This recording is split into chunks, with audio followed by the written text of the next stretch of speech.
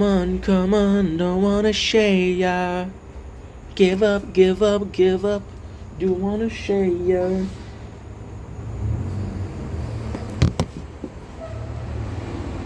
Freezing my nuts off.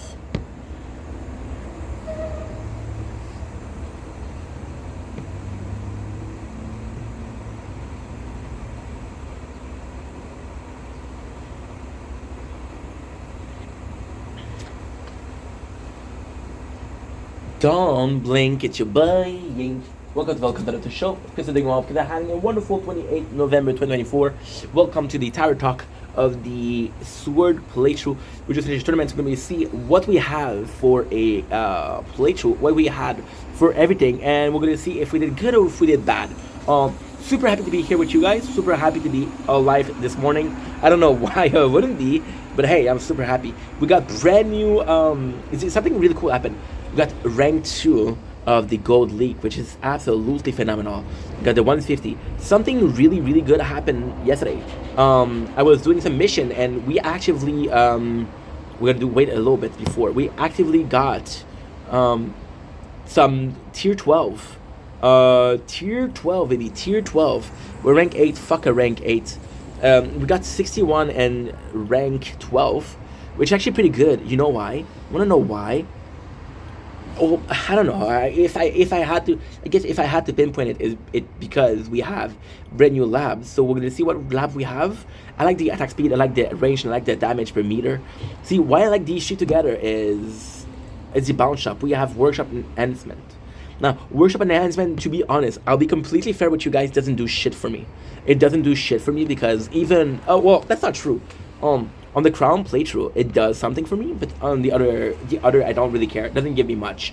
So we did get some diamond, and because we got some diamonds in the sky, I so alive. We're beautiful like diamonds in the sky. I think I'm gonna do the cooldown, and I'm gonna do one quantity of the smart missile. The reason as to why is I absolutely love chain lightning, but chain lightning is pretty much done for now. The smart missile, the reality is, okay, so let's put it like that, okay? You guys know that I do 3 playthrough at the same time. I do a sword, I do a shield, I do a crown, right? The sword is this one. It's possibly the one where I'm the most volatile at. I have a lot of difference. So the shield, surprisingly the shield is a bit more open when it comes to strategy. So I can do some combo. For example, we can have the, I don't know, with the shield I can have some combos. For example, the black hole, the landmine, the poison swamp, right? So with the shield, it's actually a bit stronger because of the combos, but in most cases the combo don't work. You understand? So with the sword, it's actually a lot easier because it's very simple. However, there's something, they're kind of parallel. So the number of hour for the shield playthrough is the same amount of hour for the sword playthrough. And the shield playthrough, we're about to have a big step forward, and that big step forward is we're able to have a second black hole. Now, technically speaking, we do not have that for the sword. We don't have that opportunity. However, what I'm going to start doing is I'm going to start upgrading the smart missile. The smart missiles are better late game than early game. However, the smart missile are the one to upgrade before you upgrade your spotlight. So your spotlight, you see this, the smart missile, the spotlight missile. Spotlight missile is actually a smart missile. It's a single one, and to the maximum, it's 1 per 2 seconds. So almost every single day. And it's crazy to me because when you think about it, and again, I'm not a pro at the game. I'm not a connoisseur of the game, but I can promise you one thing, and that one thing I can promise you is actually quite simple. Your whole strategy for the smart missile, for the spotlight, is going to be the smart missile because they're stronger. The spotlight, you see, you get more coin, you get more attack when you do it. But what do? You do the smart missile. And the smart missile, yes, it's a good one. But the smart missile in itself is actively flawed. It's not great. On the Crown playthrough, my mistake that I did was I upgraded the smart missile first. It wasn't good because, once again, it's good late game, but it's not good against a group of enemy. Now, since I've upgraded my spotlight, it's actually a lot better, right? Which I'm possibly going to be upgrading my spotlight. I'm thinking about it, and I'm possibly going to be upgrading my spotlights on the Crown. But where it does play a role is my Spotlight and Smart Missile are a really good combo. So the the Crown playthrough, we have the maximum cooldown on the Smart Missile, and our Smart playthrough, the Crown playthrough, we have it's a minute and a half for, I think it's 28 Smart Missile, which is amazing, right? But a minute and a half, I don't know if you're good at math, but that's 90 seconds, right?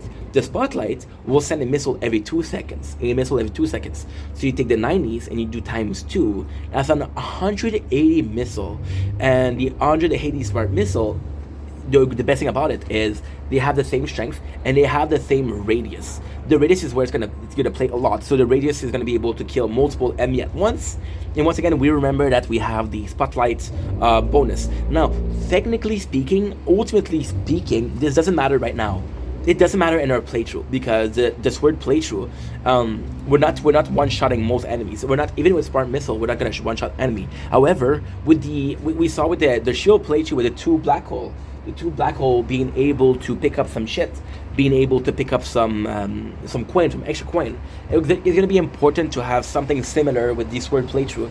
I know that there's two different playthrough, but I'm trying to get them to be sort of similar in strength, because it's gonna be boring if two of my playthrough I'm super strong and I'm at almost the end of the game, and the one playthrough I'm way behind.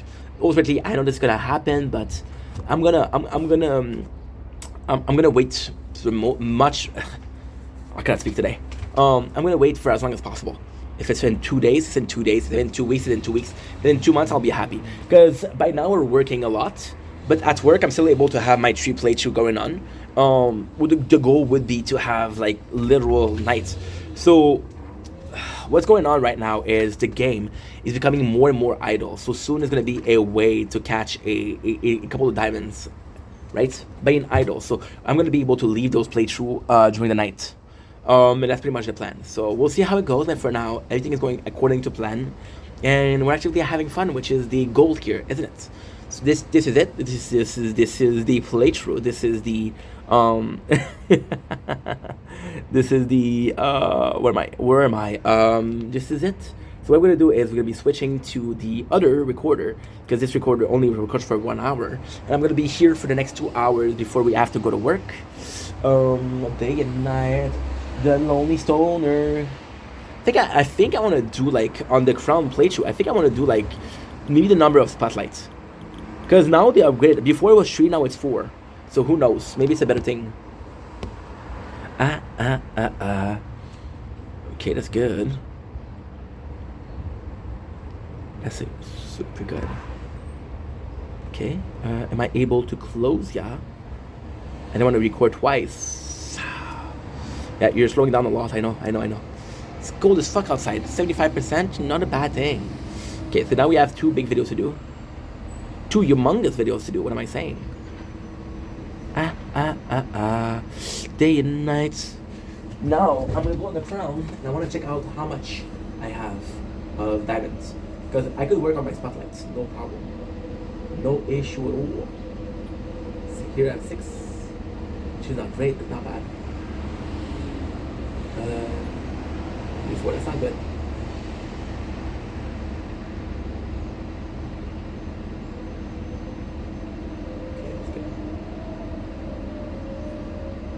Tous mes vœux de bonheur, voudrais ta nouvelle fleur.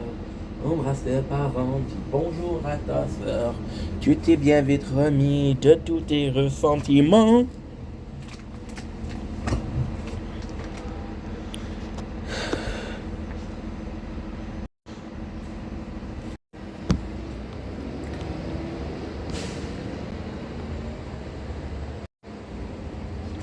Don't blink, it's your boy Ink. Welcome to another show. Whether doing well, they're having a wonderful day on this 28th November 2024. Today we're doing a taste test, so which means we are gonna have to do a little thumbnails. So let's do the cringy face. We're actually I love it. I love it because it's so dumb, but hey, that's the game, right? Today we're tasting Sour Patch Kids. I like that they're saying kids with an S, because otherwise it would be. I don't know. Would I prefer a Sour Patch Kids with only one big one or multiple small one? I don't know. I was a big kid in class, so possibly the big kid. So we have the grapes, and I'm gonna be completely honest with that. I do like, you know what? I like the design a lot. I absolutely love the design. The purple, the fact that it's sticking over, the fact that we have one of the Sour Patch, not multiple because it's only grape, the fact that we have a lot of grapes.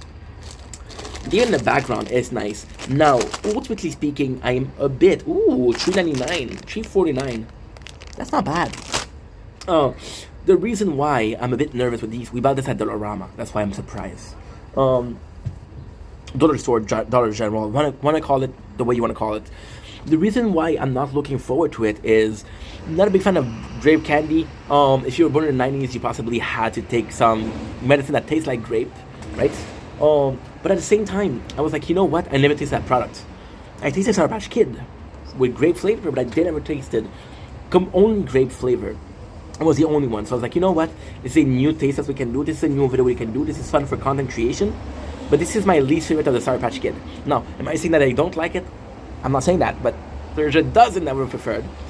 However, this is the card we're dealt, and we're gonna bluff our way to a full house. I look around me, and I get a smell test. Okay, you can tell that it's only grape. I would have loved a single one of them a different color. Like, yo, what happened? Smells good. I mean, honestly, it smells like wine without the smell of wine. Nah, it smells like I know I'm cheating on Monster today with the Red Bull hat. It smells like grape, I guess. Without further ado, what's up, little guy? Not a little guy, more like a grape.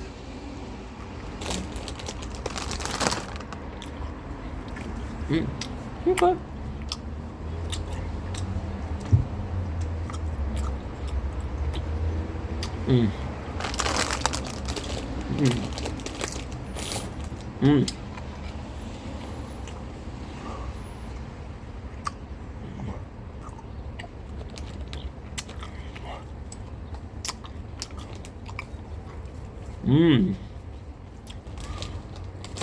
Actually pretty good.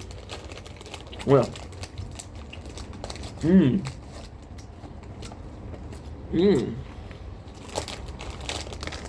impressed.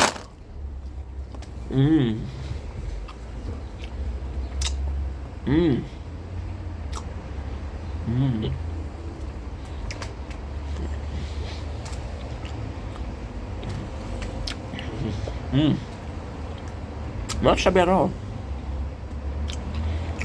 Pretty good. I mean,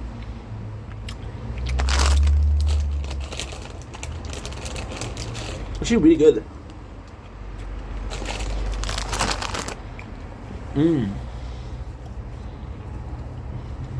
Oh yeah, the winners. The balloon chat.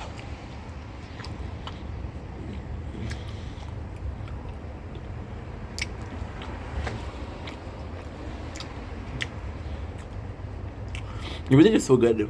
Like, first of all, right? Didn't notice that. Sour and sweet. I'm gonna be honest. The sour is not there. Not there at all.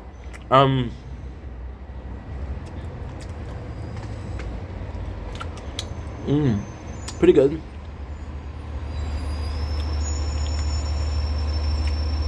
One of the crazy things, I entered the God. I bought it last week. We're the 28th today. I bought it possibly the 22nd or 23rd. Best before November 7th. So they bought it, they sold it after the best before. It's good. I mean, it's not great. It's okay. It's not great, but it's better than I expected. So you got the grape flavor. I don't taste the sweet. I don't taste the sour, but I taste the sweet a lot, which is good.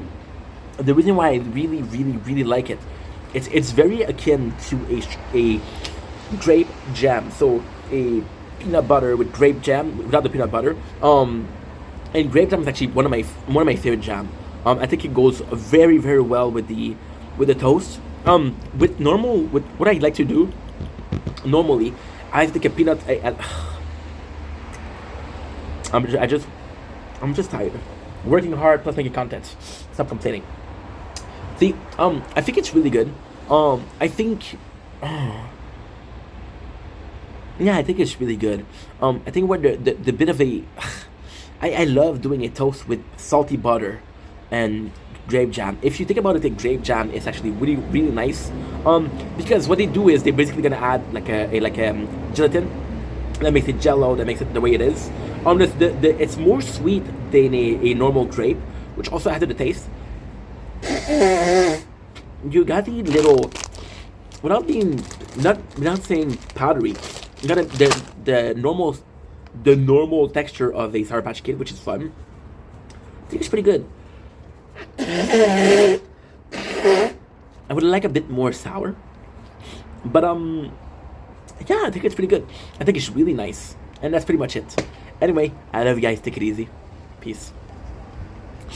I look around me, and all I seem to see is people going nowhere, respecting sympathy. Life is what happened while you're busy making your excuses. Another day, another casualty. But that won't happen to me. Whoa, whoa. Wow. My apologies. Disgusting. Pop-up views. Don't blink. It's your blink. Welcome to another show. Because we're doing well on this 28th November 2024. We have a very special video today. And I know I say very special, but this is possibly a version number 2 or version number 1. Sorry, I'm tired. So last week we watched Dexter season 5. Got the whole thing, right?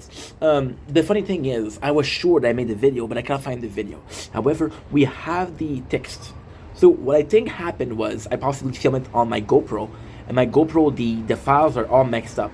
So it's possibly in there. Now, if it's in there, it's a second try, but it's okay. I'll add the first try and I'll add the second try, which I think is really funny because my reaction are different, my understanding is different, my ADHD will allow me not to make a same video twice. And if it's the first version, we'll pretend like this intro never happened. So don't blink, get your boying. Welcome to the show. Welcome to season 5, episode 1 to 8. No. 1 to 10.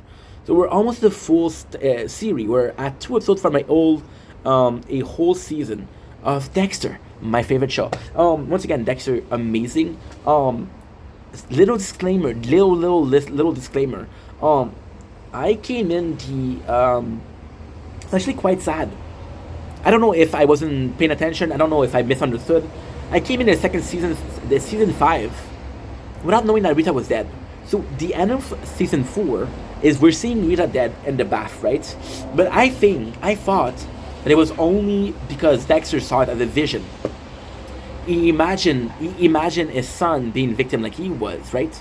But then she's really dead. So the first episode is actually quite a sad season, but it's also possibly one of the best season ever. It's amazing. We got the whole world of Dexter is shattered, right? Telling the first thing we saw it's so well shattered. We see Dexter. The best way to picture it is by one scene. It goes to okay, music. That's nice, I guess. Am I still recording? I'm still recording. He goes into a gas station, right? And there's an asshole, and the asshole kind of not necessarily bullies him, but he's an asshole to him. He's being disrespectful, and then Dexter kills him. And it's the first time that Dexter, it's one of the first time that Dexter kills without having a setup, right? One of Dexter's first kill where he didn't do research, he didn't follow the code of Harry, right? And the good thing here is we can have a complete breakdown of Dexter. See, this is my opinion, of course, but here it goes.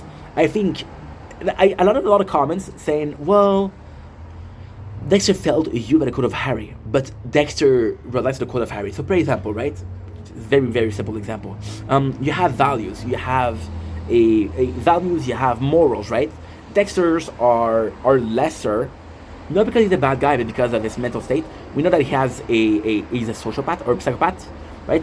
Because of Harry's a scene in the second season where Harry showed the CAT scan of a brain of a serial killer and Dexter's CAT scan, which are the same, right? So Dexter has his whole world shattered, and the first thing he does is he kills someone without following the code of Harry. Now follows an amazing scene, and the amazing scene, which is possibly one of my favorite scenes from the fifth season. Not even the first episode, the fifth season. We see a Dexter completely breaking down. He's on the floor, he's screaming, and he's shaking. He's screaming and shaking, and you see that he's losing completely control. Now, ultimately speaking, I think it's a powerful scene because I want to see Dexter. I want to see the nicest thing about Dexter, in my opinion, is the duality. He's a nice guy. He's a good father. He's a good police officer, but he's also a killer. He's also killing people, which is crazy.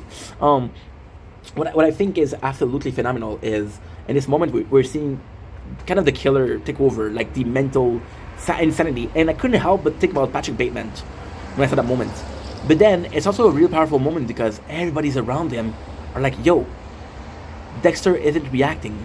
Yo, Dexter doesn't feel emotion. Yo, Dexter isn't even sad that Rita is dead. And it's true, most of the time Dexter doesn't show emotion. It doesn't feel like he cares. It doesn't feel like, okay, well, she's dead. What am I gonna do? It does feel like, okay, well, life goes on and on and on and on and on, yeah, on and on and on. Little Oliver Tree reference, because why not? And if you look at Sick of You, it's a reference to Patrick Bateman, which is why I got the ID, right? And this moment says, okay, well, he really doesn't feel like it's a problem. And there's a lot of things. See, I think season 5, I don't think season 5 is great, but I think it's good because if you follow the show, there's a lot of things that are continuity. I love in a show, I love continuity. If you're going to present to me a variable, if you're going to present to me a state of mind of a certain character, present to me in a good way. So, for example, big spoiler, we're going to be moving completely ahead 4 episodes. Dexter had a new romance interest in this season, right? And then you're like, he doesn't mourn Rita. But again, you don't feel like Dexter's an asshole because when Rita and M broke up in season 2, he found Leela, right? He found Leela, so it's not like, okay, well, this is something that he wouldn't do, it's something that he would do. So even though it does feel a bit wrong, it's not only that, it's killing Rita, which is possibly the most humane part of Dexter. I'm still in love with episode 1.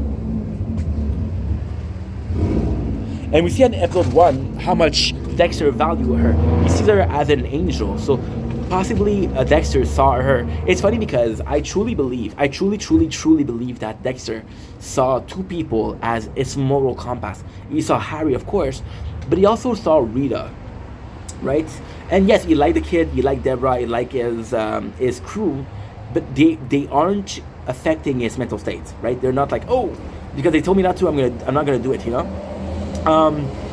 Dexter is constantly constantly back and forth, right, with reality. So we see that Dexter, when he's killing, right, he's gonna have talk with Harry.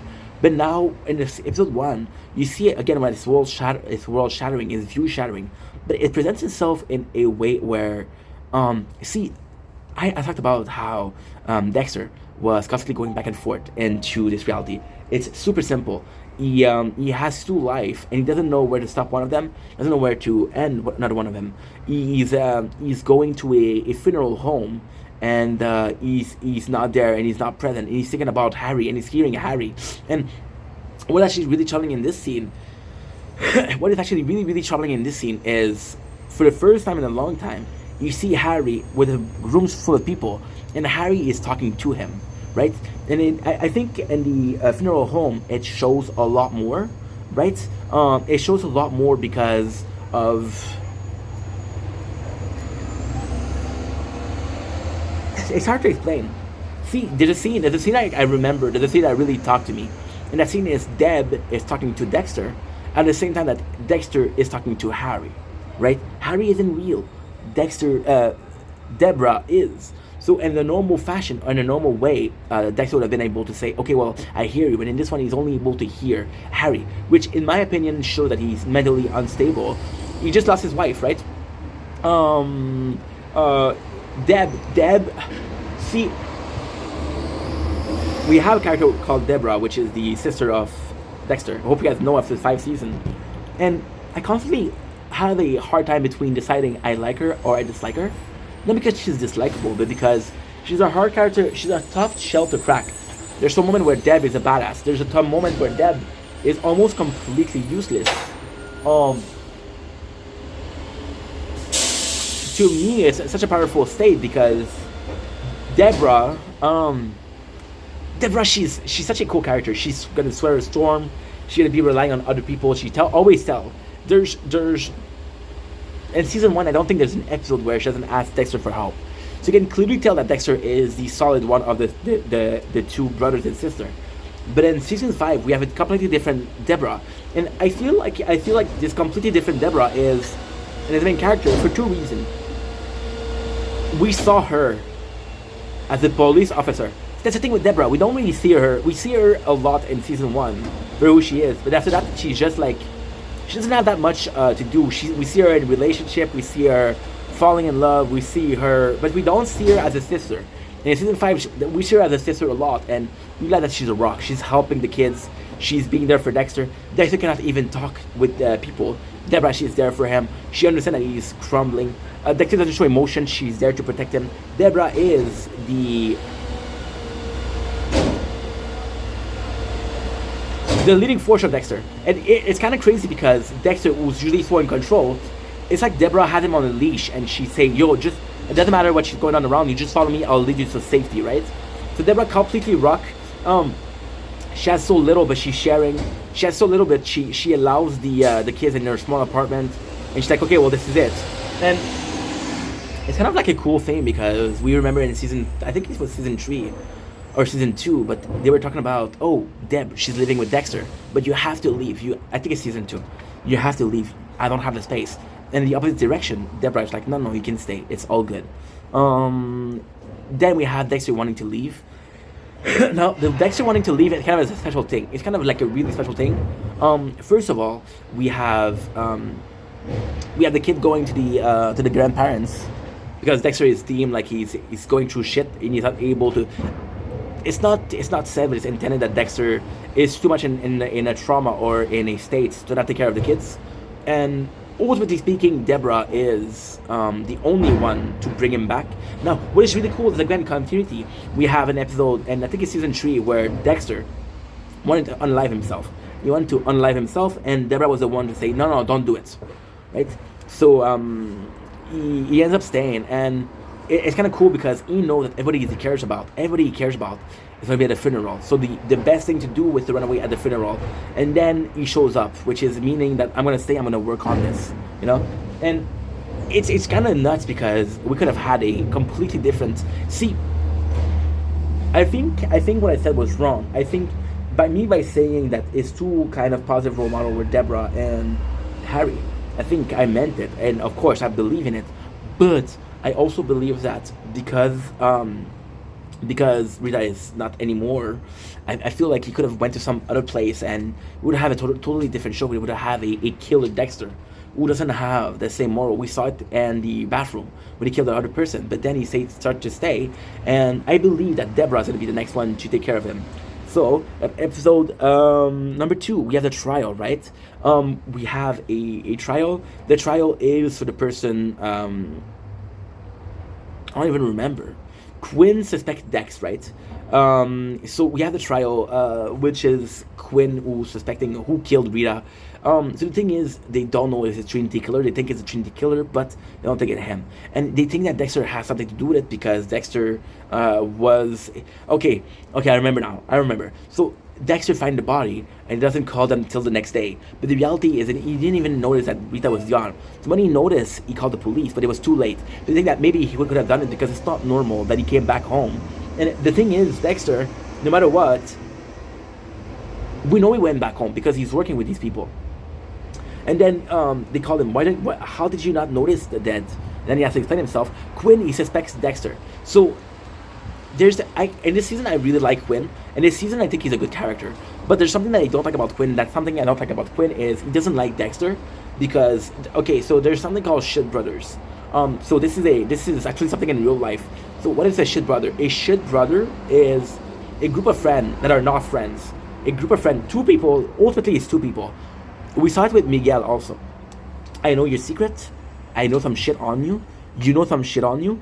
As long as my secrets are safe, your secrets are safe. We're shit brothers. I don't like you. We're not friends, but I'm gonna support you, and they hope that you support me back. That's the shit brothers, right? So Quinn is a shit brother, and it's a pretty known fact that shit brother is a real thing. It's something we see in real life a lot. So the fact that we have Quinn wanting to be shit brother with Dexter, but Dexter wanting to be not shit brother with him, it almost feels like Quinn is looking for an exit. That exit is sending Dexter behind bars, or that exit is to show that Dexter is not who he seemed to be and easy to be trusted, right? But at the same time,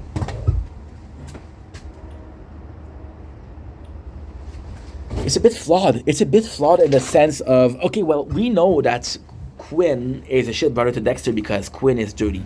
Quinn stole money from the coffers of Evidence Room, right?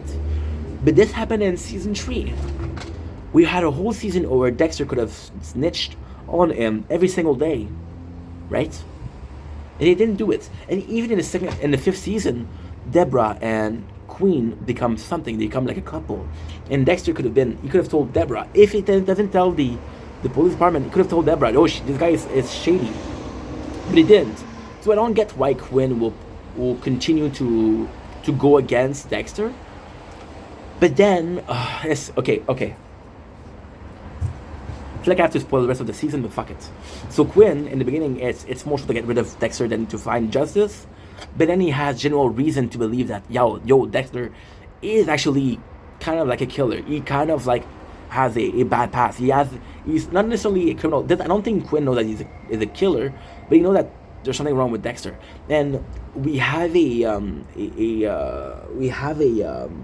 picture, like a witness that saw Dexter, and they draw Dexter, and the drawing doesn't look like Dexter, but it kind of looks like Dexter. So if you have in your mind the picture of Dexter, there's a resemblance. But if you don't think about Dexter by looking at the picture, you're not gonna connect the dots. There's not enough resemblance to connect the dots. Maybe like a brother or cousin, right? But not Dexter himself. So then we have this picture, and Quinn is like, oh, maybe he is a killer. The reason why he suspected Dexter also is because he heard that Rita kissed somebody else, right? Remember last season when the neighbor kissed Rita. The reason why he knows that is because Masuka told him. However, Masuka doesn't know that Dexter punched the neighbor, and that was good. They were okay. So he thinks maybe that's what happened, financial trouble. I called him again Miguel, but it's not. It's fucking Lagerta, right? As someone else, gang related violence. We have a lot of gang related violence. So ultimately, it just kind of sucks because that's what happened when you watch the whole season. There's gang related violence, and it's really bad violence. Like there's head chopping, I guess. Like there's decapitating. I don't know if you said that in English. But yeah, there's a lot of violence, and it's supposed to be gang related, and ultimately it doesn't serve a purpose. But so ultimately it serves a purpose into putting Deborah in a problem. So it's complicated. It's there's the situation is so complicated for so little payout. You wanted me to tell you the payout? Okay. So what happened was it leads to them looking for one serial killer. By looking for a serial killer, they hire a cop. They hire like a cop that was good with the community. Because she's good with the community, she's able to get information. Because she's able to get information, she's part of the team, if you will. Now, there's something wrong. There's a scene at the club where Deborah kills the guy, right? And that would have been a better payout than the actual thing. So the payout, if the payout was Deborah's a better cop, or she's willing to take more risk, that's a good thing. Right? It's not. So what happened is Lagerta, she said, "Oh, Deborah, it's your fault. So you're gonna go into another department of police, which is more desk job." And Deborah's like, "Okay, no problem." Because she's more in a desk job, she's able to find a file. That file is the file that says that her father, which is Ari, had a girlfriend or a mistress who was once again the mother of Dexter. That's the one thing, but it doesn't show. That's pretty much it. We have financial trouble with Angel, right? It's kind of nice because Angel and Lagerta, we had this guy. We think he's guilty because of the cash, right? And this is actually a really good payout. This is actually, narratively speaking, this is really interesting. So the guy who we suspect killed his wife is the husband. The reason why we suspect he killed his wife is because she had a lot of money and he didn't. Now, little that we know, Lagerta has this huge amount of money, and Angel is a bit more freeing with his money. He doesn't save. He spends, and ultimately by the death, he was like, oh well, she had the money. He went after her money, and Lagerta doesn't really think that Angel gonna go after the money, but it's a problem of she wasn't honest about it.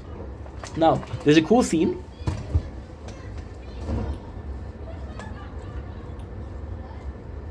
There's a really cool scene where Angel asks Quinn if you learn that she has a lot of money, right? Wait a second. I want to show you. I'm gonna get copyrighted. I'm gonna get copyrighted. But there's a really cool scene where Quinn, he tells her, what if she learned that I have a lot of money, and Quinn, he really is a bro, and he's telling him, "Fuck her, this is your money, don't touch it." And Deb, she's like, "No, you let her do what she want to do."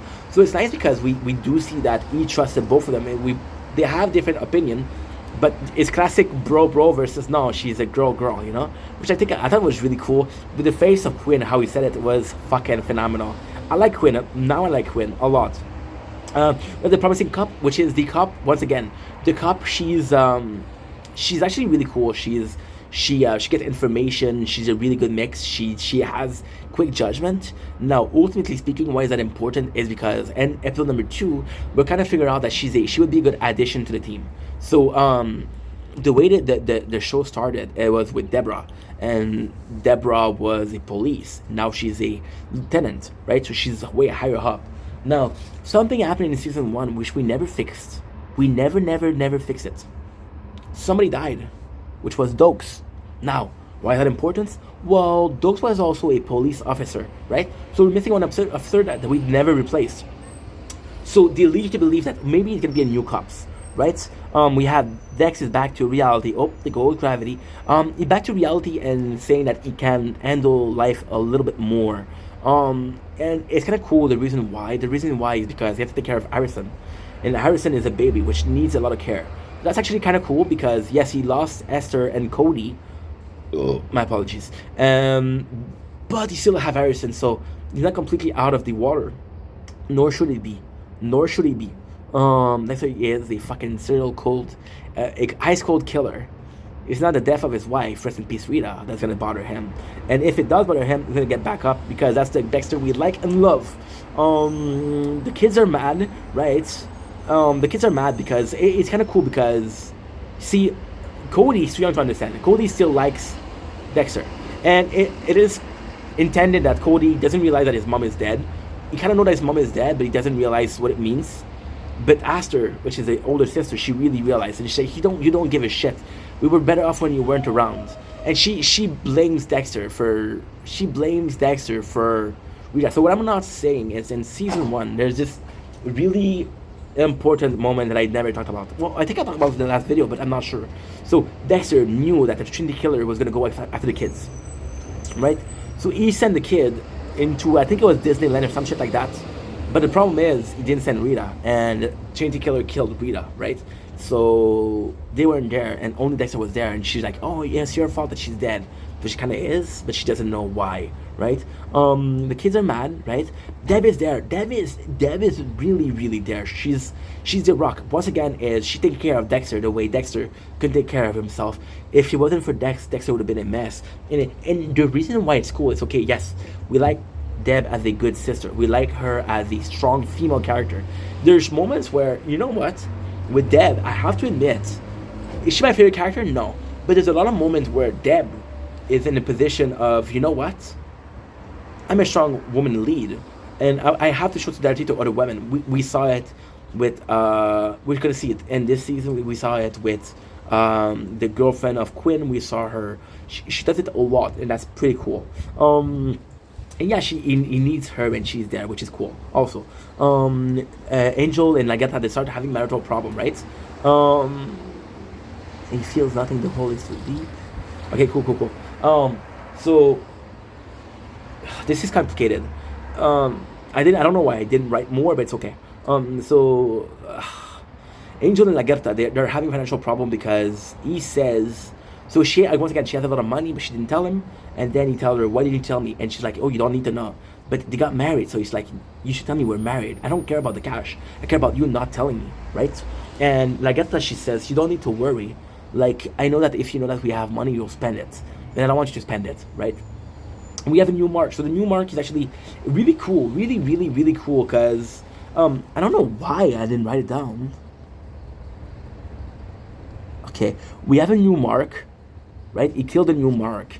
Okay, I remember. Okay, yeah. Sorry. So he kills a person. I don't remember the mark, but he kills them. And it sucks because nowadays the show isn't about the marks. It's like, oh, there's this character that you have to kill. You kill them, that's it. We get this new mark, and he kills him. He's like, maybe that's gonna fix me. No, it doesn't feel nothing. So it didn't heal him, which is kind of his way to deal with everything else. Everything that he ever dealt with was a killing was enough to solve this, to fix him, to heal him. But now it's not enough. Episode number 3, we have a super nice. Episode number 3 is actually really cool. We have an important moment where they find a nanny for the kids, for Harrison. And why I'm saying it's an important moment and sweet is because, once again, Dexter is like, yo, I need a nanny. And Deb's like, fuck you, we're going to get you the best nanny. And she does mean it as, we'll get you the best money you can buy, but that's not what she means. She means, like, she does an interrogation, and she's really rude with a lot of the nannies. And they find one, and that one is actually phenomenal. And she's really is an amazing nanny. And I think she doesn't get the credit she deserves, because she really does a good job, and she's really sweet. So the whole thing that I didn't talk about is there's an intense and the pretense where the kid saw the mom died, and we remember that Dexter saw his mom died. Because we remember that Dexter saw his mom die, we know how much it fucked him up, and because it fucked him up and Harrison saw it, then logically speaking, it would fuck up Harrison. Right? However, it doesn't. So it is kind of cool. It doesn't serve the biggest of purpose, but it does serve purpose. So we have this. We have the nanny, and it's all intended that the nanny is the one to reassure Dexter, like, no, Harrison is normal, because Harrison does show that he's violent. He take out the head of his doll. He scratches Dexter, which is normal for a baby, I guess. We have the new, and this one possibly, the Trinity Killer was cool, but I didn't connect with the Trinity Killer storyline, but this new one I connect with it, because it's kind of cool. It's Boyd. Boyd is the next killer, and the coolest thing about Boyd is that he's we know he's a killer, right? And he's also he take roadkill of the house. He's an exterminator, so he kills. Now, why is Boyd cool, right? Why is Boyd cool? Because Boyd leads to a ring of serial killer. See, Trinity Killer, amazing. Trinity Killer was supposed to represent. It's complicated. So we had, in the first season, we had the brother of Dexter, which is supposed to represent Dexter if he didn't have the Code of Harry. In the second season, we have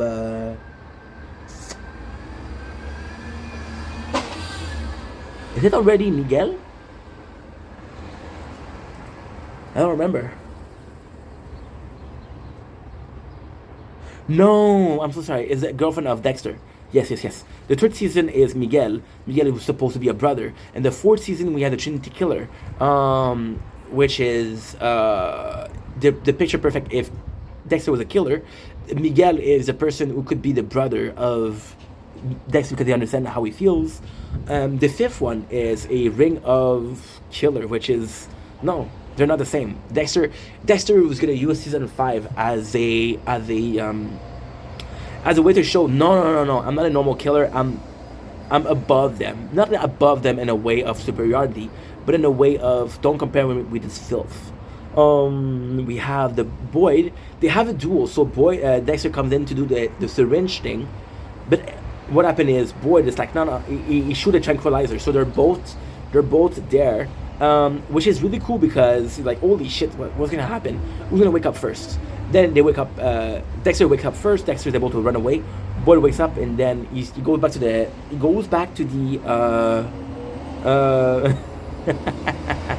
He goes back to the house and he kills Boyd. The problem is Boyd had an hostage, and the hostage shot the whole thing, so she knows that Dexter is the killer. We have Lagertha might get sued. The reason why Lagertha might get sued is because one of the person insulted her. Angel came to the defense. That guy is suing Angel. Angel doesn't have the money to defend himself, so he asked Lagertha, which is again because she has a lot of money. 4. We have Dex who cares for Lumen. So who is Lumen? Lumen is this person, and this is kind of nice because Lumen was a victim, right? Lumen was a victim, and ultimately he would have killed her. But then Dexter followed the style of Harry and realized that Lumen was just a victim of circumstances. So she saw who he is. She saw that, oh shit. Ooh, I have to go.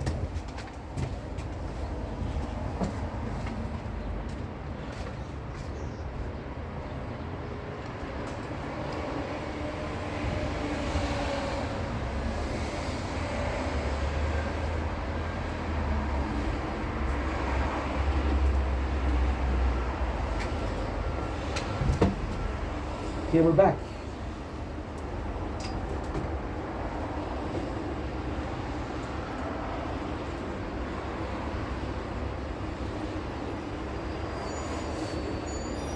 Shit. Shit. Guys, I'm gonna have to go. I'm so sorry.